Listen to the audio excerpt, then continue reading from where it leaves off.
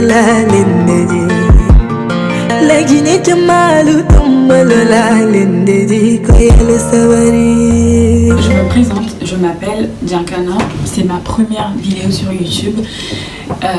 Je tiens déjà à m'excuser auprès des gens qui attendaient cette vidéo depuis un long moment. Je sais que vous n'êtes pas beaucoup, mais ça me tient vraiment à cœur de m'excuser auprès de vous parce que je sais, j'avais promis de la sortir bien avant. Le truc c'est qu'au début je savais vraiment pas de quoi parler sur ma chaîne à part les soins capillaires, donc il me fallait vraiment un thème solide. En gros maintenant je sais vraiment ce que je veux partager sur ma chaîne YouTube et ouais, j'ai décidé en fait de parler sur ma chaîne des cas violents qui se passent en Afrique. Ceux qui veulent des conseils capillaires, bien sûr, il n'y a pas de souci, je peux en faire. Tuto make-up, demandez pas, je sais pas me maquiller, donc ça sert à rien. Bref, donc cette vidéo, cette toute première vidéo, je la dédicace à personne.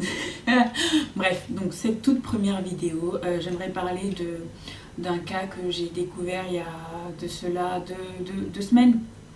Et c'est un cas qui me tient vraiment particulièrement à cœur. Cette histoire m'a été vraiment rapportée par une amie à moi. Merci beaucoup Agnès. Et du coup, comme je disais, cette histoire m'a été ramenée par une très bonne amie à moi, Agnès. Et en fait, elle m'a envoyé le live d'une dame d'une ONG qui s'appelle Mon enfant, ma vie. Et en fait, elle expliquait qu'en gros, elle se trouve face à un cas. Madame Kaba, c'est la dame qui est venue voir la madame de l'ONG, Mon enfant, ma vie. Elle lui raconte qu'elle a découvert que son mari abusait de sa petite fille de 5 ans. Je vous explique, en fait, Madame Kaba, elle a 5 enfants. Et quand elle a découvert cette histoire, elle est allée voir l'oncle à son mari qui était à Conakry pour une certaine période, je pense. Et donc, elle est allée voir l'oncle, elle lui a parlé de ce qu'elle avait découvert. Et l'oncle, en fait, n'a eu rien de mieux à dire que demander à la dame de garder cette histoire dans la famille pour pas salir le nom de la famille. Alors ça, c'est une chose qui me choque encore aujourd'hui et je ne comprends pas pourquoi en Afrique, les gens sont prêts à fermer les yeux sur le malheur d'un membre de leur famille juste pour soigner la réputation de la famille. Je suis désolée, mais quand quelqu'un est une mauvaise personne, que ça soit quelqu'un de ta famille ou pas, il faut dénoncer.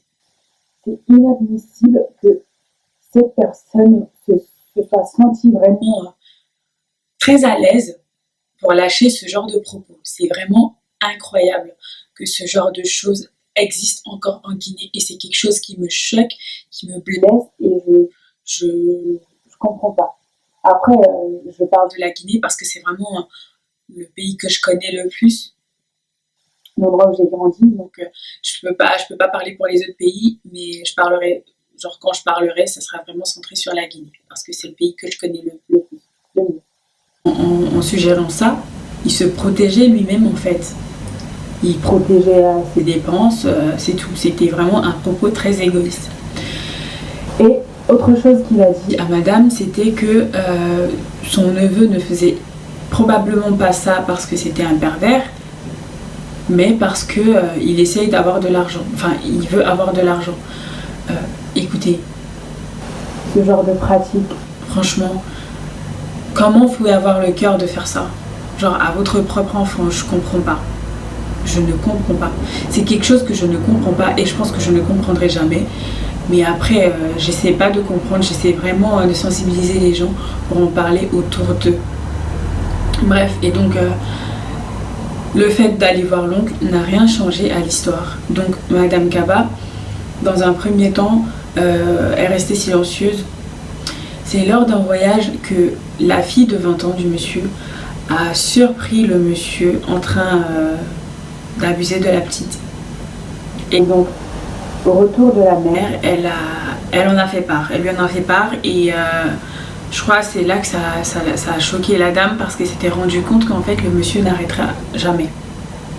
Et donc, Suite à cela, le monsieur a découvert que sa femme était au courant de ce qui s'était passé en son absence, donc il a arrêté de donner la dépense.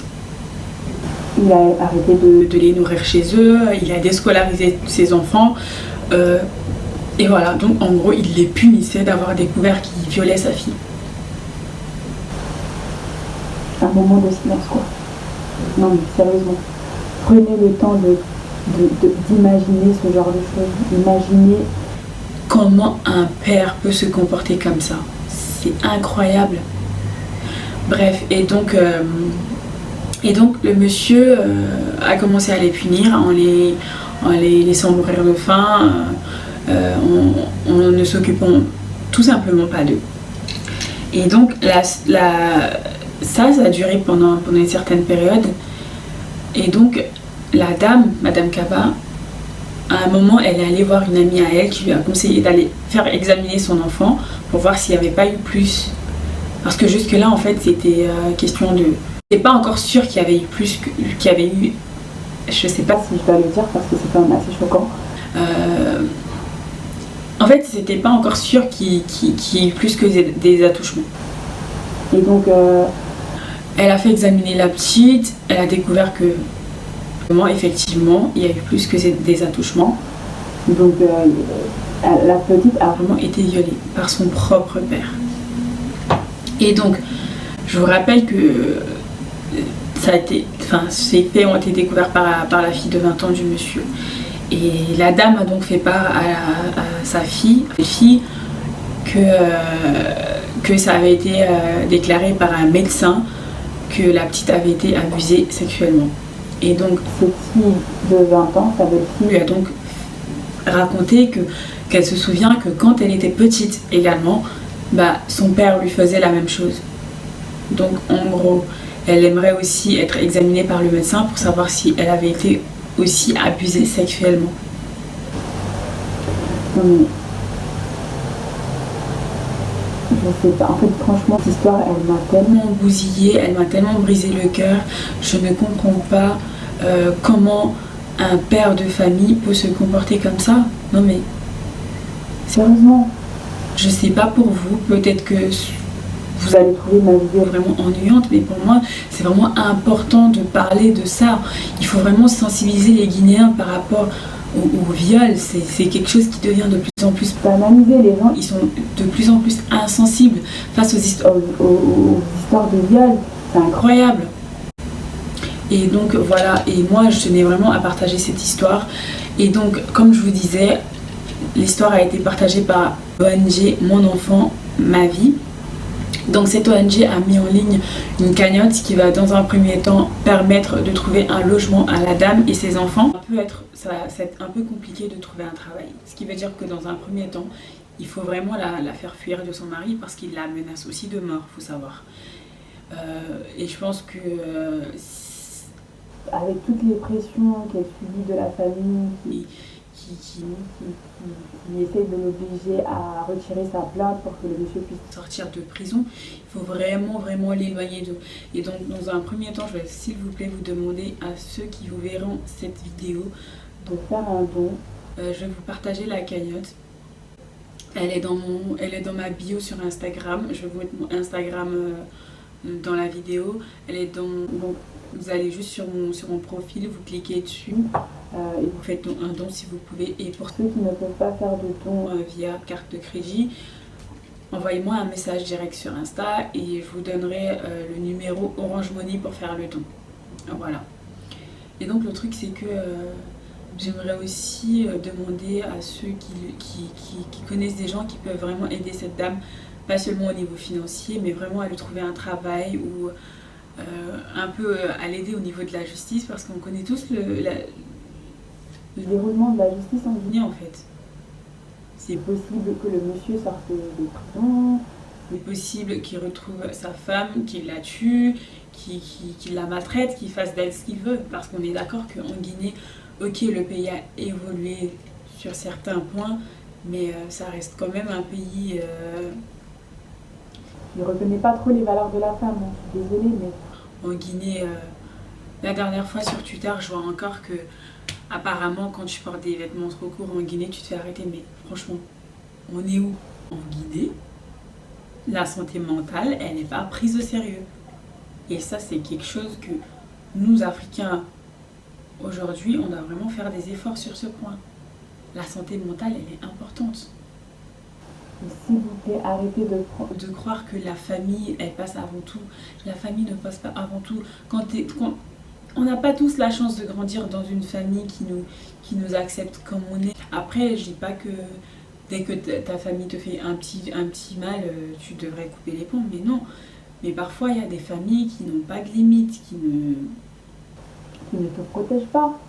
La famille, ça doit être un cocon en fait dans lequel tu te sens protégé. Tu sais que quand tu es dans le besoin, ils sont là pour toi.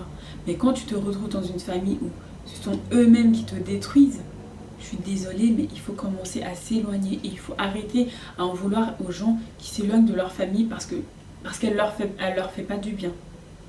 Il faut arrêter de juger les gens qui coupent les ponts.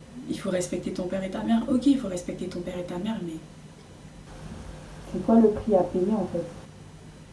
Il faut arrêter de protéger les violeurs. Il faut vraiment que les choses changent en Guinée. Il faut qu'on se réveille, il faut qu'on sensibilise notre entourage, il faut qu'on réagisse. On ne peut pas rester immobile et attendre que les choses changent avec le temps en ne faisant rien. Il faut vraiment se lever, il faut se bouger. La Guinée, c'est notre avenir. La Guinée, c'est notre responsabilité à nous tous. Il faut qu'on se donne à fond pour ce pays. Je suis désolée. Nos parents, nos grands-parents, ils ont fait ce qu'ils pouvaient, mais ça n'a pas totalement réussi. Vous voyez l'état du pays, il faut vraiment qu'on se donne la main et qu'on se mobilise. Il faut qu'on soit là pour notre prochain en fait. Il faut qu'on arrête d'être égoïste. Il faut qu'on s'ouvre un peu plus au monde. Il faut qu'on s'ouvre un peu plus à nos voisins. Il ne faut pas attendre que le malheur nous trouve nous-mêmes pour réagir en fait, parce que c'est ça. Si dans les cas aussi extrêmes, aussi violents, il n'y a personne qui se bouge. Dans les cas aussi violents, il n'y a personne qui fait rien. J'ai vu personne partager cette histoire, c'est incroyable. Et je sais qu'en Guinée, il y a des influenceurs, mais je les ai même pas vus parler de cette histoire, je comprends pas. Ils font quoi? La justice, elle fait quoi en fait? Elle fait quoi pour la population? Elle fait quoi pour les victimes de viol? À un moment donné, ça suffit. On ne peut pas être un pays qui n'évolue pas. Bientôt 2020, et nous, on est vraiment en bas de la liste, on est en bas de l'échelle.